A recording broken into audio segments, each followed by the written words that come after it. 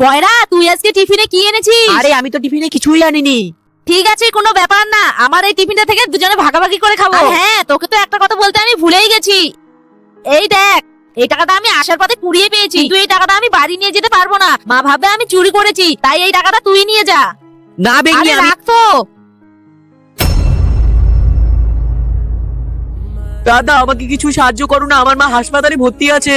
সর এখান থেকে, সকাল সকাল মাথা খেতে এসে। কাকু কাকু আমাকে কিছু সাহায্য করো না, আমার মা 2 দিন ধরে হাসপাতালে ভর্তি আছে।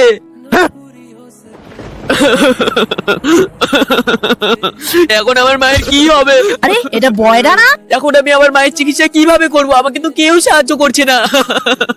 বয়রা তো ওখানে কাঁদছে, কিন্তু আমার কাছেও তো কোনো টাকা নেই, আমি কিভাবে ওকে সাহায্য করব? হ্যাঁ, কাজ করি, আমি এই সাইকেলটাকেই বিক্রি করে দিই, আর বাড়ি গিয়ে বাবাকে বলবো সাইকেলটা চুরি হয়ে গেছে।